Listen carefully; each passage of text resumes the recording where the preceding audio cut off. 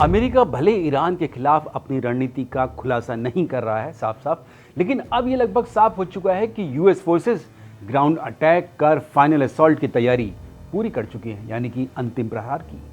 नमस्कार, मैं हूं नीरज राजपूत और आज एबीपी लाइव में बात करेंगे कैसे अमेरिकी राष्ट्रपति डोनाल्ड ट्रंप और पेंटागन ने ईरान के खिलाफ अपनी रणनीति में बदलाव कर ईरान पर कब्जे का प्लान शुरू कर दिया है।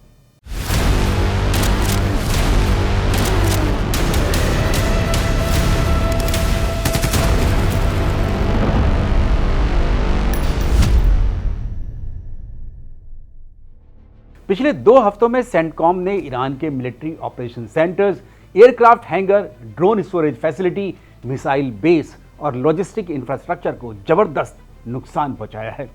सेंटकॉम के हमलों का दायरा फारस की खाड़ी, हॉर्मुज स्ट्रेट और ओमान की खाड़ी से सटे पश्चिमी और दक्षिणी ईरान के प्रांत रहे हैं।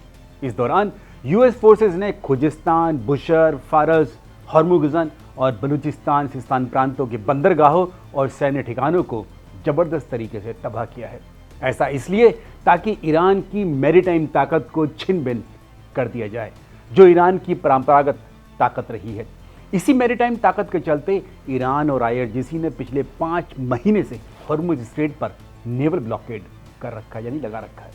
ट्रंप और सेंटकॉम जितना मर्जी दावा करें कि हॉर्मुज स्ट्रेट पूरी तरह खुला है और अमेरिकी नौसेना हॉर्मुज को कंट्रोल या फिर नियंत्रण कर रही है, मैनेज कर रही है, लेकिन आईआरजीसी अभी भी कमर्शियल जहाज हों या फिर ऑयल टैंकर्स, उन पर लगातार ड्रोन स्ट्राइक कर नेविगेशन को बाधित कर रही है इसी हॉर्मुज स्ट्रेट में। इससे पहले 40 दिन की जंग में ईरान की राजधानी तेहरान को भी निशाना बनाया गया था। जिन इलाकों में ईरान के परमाणु संयंत्र हैं, वहां भी जबरदस्त तरीके से बमबारी की गई थी। वे इलाके थे इस्फहान, यज़द, नतान, प्रचीन और फोर्दो। लेकिन खास बात यह है कि इन सभी हमलों को अमेरिका ने आसमान से अंजाम दिया था। सेंटकॉम ने अभी तक F-22, F-35 और F-16 जैसे लड़ाकू विमानों या फिर B-2 स्पीड बॉम्बर के जरिए ईरान पर हमले किए थे। इसके अलावा युद्धपोत से टॉमहॉक मिसाइल और कुवैत जैसे खाड़ी देशों के सैन्य ठिकानों से हिमार्स रॉकेट और एटाकम्स यानी कि ATACMS army tactical missile system से हमले किए गए थे ईरान पर। लेकिन पेंटागन यानी अमेरिकी रक्षा मंत्रालय विभाग को समझ में आ गया है कि एयर स्ट्राइक की अपनी एक क्षमता है, लिमिटेड क्षमता है। उस क्षमता से ज़्यादा युद्ध में निर्णायक सफलता मिलना बेहद मुश्किल है। ऐसे में पेंटागन ने अपनी रणनीति बदल दी है। पिछले 2 दिनों से अमेरिका की सेंटकॉम ने ईरान के उन प्रांतों पर हमले किए हैं जो इराक और कुवैत से सटे हुए हैं। पिछले 5 महीने में सेंटकॉम ने इन प्रांतों पर कभी अटैक नहीं किया था। जो जानकारी मिली है उसके मुताबिक इराक और कुवैत से सटे पूर्वी अजरबैजान, कुर्दिस्तान, इलम और हमदान जैसे प्रांतों में अमेरिका के हमले देखे गए हैं। खुद ईरान ने भी इस बात की तस्दीक कर दी है कि यहाँ पर हमले अमेरिका के हुए हैं इन पिछले 2 दिनों में।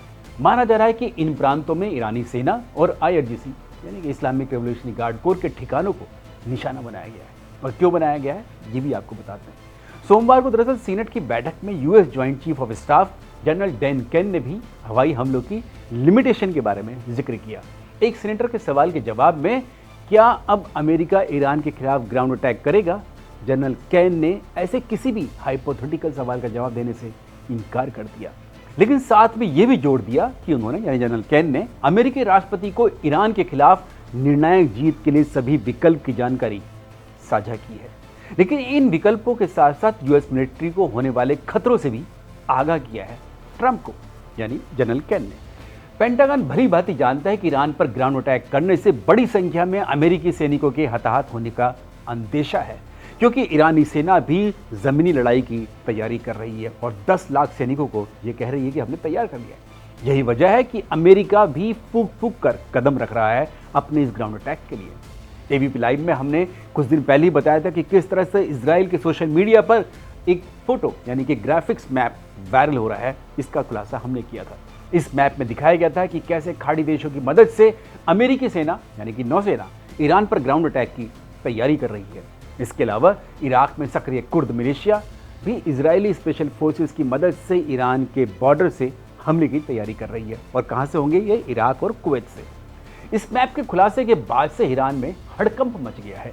ग्राउंड अटैक मैप के खुलासे के बाद ईरान के कमांडर तक ये कहते हुए सुने गए हैं कि अगर अमेरिका ने ज़मीनी हमला किया तब ऐसी परिस्थितियों में खुद ईरान अपने संसाधनों को तबाह कर देगा, यानी कि ईरान सरेंडर कर देगा। क्योंकि ऐसी रिपोर्ट सामने आ रही हैं कि अमेरिका ईरान के खर्ग आइलैंड और केशम द्वीप पर सबसे पहले कब्जा करने की तैयारी कर रहा है। इसके लिए ओमान की खाड़ी में तैनात अमेरिकी नौसेना का जंगी बेड़ा धीरे धीरे हॉर्मुज स्ट्रेट और फारसी खाड़ी की तरफ बढ़ रहा है। धन्यवाद।